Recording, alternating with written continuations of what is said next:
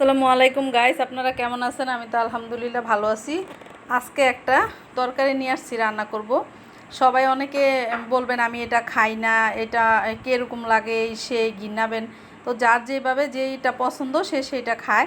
তো আমি অ্যাকচুয়ালি এইটা পছন্দ করি, সেজন্য রান্না করব, আপনাদেরকে সাথে একটু দেখাবো আর একটু শেয়ার করব। তো সবাই একটু দেখবেন, যার ভালো লাগে সে এইভাবে রান্না করে খাবেন, আর যারা ভালো লাগে না খাবেন না। তবে এই রেসিপিটা অনেক মজা, একবার হলেও ট্রাই করে দেখতে পারেন। যারা অবশ্য মুরগির চামড়া পছন্দ করেন তাদের জন্য এই রেসিপিটা। তো আমি রান্নাটা আগে বসিয়ে দিয়েছিলাম, তারপরে মনে হলো যে আপনাদের সাথে একটু শেয়ার করি। তো এখানে মাংস যেভাবে রান্না করি আমরা, মুরগির মাংস ঠিক সেভাবেই রান্না করছি। আলু ছোট ছোট করে, একদম ছোট করে আলু কেটে দিছি কিউব করে, আর মুরগির চামড়া। তো এটাকে আগে অনেকক্ষণ কষিয়ে নিছি আমি, কষানোর পরেই আপনাদের সাথে ভিডিওটা শেয়ার করতে আসলাম। তো ঘরে কিছু কাঁকরোল ছিল, ভাবলাম কাঁকরোল দিয়ে খেয়ে দেখি, অনেক মজা। তো কাঁকরোল দিয়ে আমি আবার একটু কষাবো, কষিয়ে তারপরে রান্না করব। আর রান্না করার পর খেলাম, তরকারিটা আসলে এত মজা হয়েছে কি বলবো। আপনি সকালবেলা চাইলে কিন্তু রুটি পরোটার সাথে এই তরকারিটা খেতে পারেন, অনেক মজা। আপনি চাইলে ভাত দিয়েও খেতে পারেন, একদম বোনা বোনা করে, খুবই ভালো লাগে খেতে। যারা আমি বলছি মুরগির চামড়া পছন্দ করেন তাদের জন্য, অনেকে ঘিন্নাবেন, বলবেন আমরা এগুলো খাই না, শিক এরকম এই সেই, কিন্তু যারা খান তাদের জন্য। আমি পছন্দ করি সেজন্য আমি রান্না করলাম। তো যাই হোক, এইভাবে কিছুক্ষণ কিন্তু আমি কষিয়ে নিলাম মশলার সাথে, আবার কাঁকরোলটাকে ভালো করে কষিয়ে নিলাম একটু। তারপরে এখন আমি পানি দিব, পানি দিয়ে আবার ভালোভাবে কষাবো।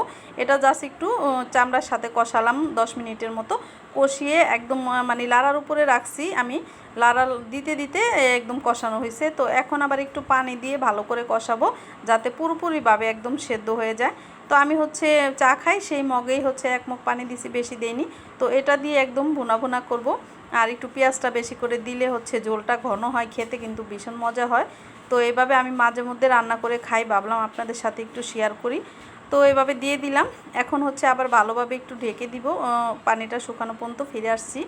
তো যাই হোক, এই যে পানি শুকিয়ে গেছে, এখন কষানো হয়ে গেছে, কিন্তু পুরোপুরিভাবে সেদ্ধ হয়ে গেছে আলু আর কাঁকরোলটা। তো যারা কাঁকরোল পছন্দ করেন তারা এইভাবে রান্না করতে পারেন, আর যারা কাঁকরোল না খান তারা কিন্তু কাঁকরোল ছাড়াও খেতে পারেন। আপনি চাইলে পটল দিয়েও কিন্তু এইভাবে রান্না করে খেতে পারেন, অনেক মজা হয়। তো একদম মশলাটা দিয়ে সব কিছু দিয়ে আমি ভালোভাবে কষিয়ে নিছি। এখন কিন্তু আমি ঝোলের পানিটা দিয়ে দিলাম, জাস্ট এখন শুধু রান্নাটা শেষ করার পালা। তো এইভাবে রান্না করে খেয়ে দেখবেন, অবশ্যই ভালো লাগবে। আর ভালো লাগলে ভিডিওটা শেয়ার করে দিবেন, লাইক দিবেন, সাবস্ক্রাইব দিবেন, আর পেজে দেখে থাকলে ফলো দিয়ে লাইক দিয়ে সাথেই থাকবেন। তো আমার কিন্তু পেজ আছে, পেজেও আমি ভিডিও ছাড়ি, আর ইউটিউবেও আমার চ্যানেল আছে। তো এই দুইটাতেই আমি ছাড়ি। তো এভাবে দিয়ে দিলাম ঝোলের পানিটা। কিছুক্ষণ পরেই ফিরে আসলাম, এই যে আমার রান্নাটা কিন্তু প্রায় হয়ে গেছে। তো আমি এতটুকুই, একদম বোনা বোনা হয়ে গেছে, কিন্তু বেশি একটা ঝোল নাই, গা মাখা ঝোল আছে। তো এভাবে আপনারা চাইলে রান্না করে নিতে পারেন। আর যদি একটু বেশি ঝোল চান দিতে পারেন, কিন্তু ওইভাবে মজা হবে না, এইভাবেই টেস্টি হয় বেশি। আর আমি এখানে একটু জিরার ফাঁকি দিয়ে দিলাম, জিরার ফাঁকিটা দিলে একটু ফ্লেভারটা ভালো আসে, সেজন্য রান্না করার সময় কিন্তু অবশ্যই দিছি।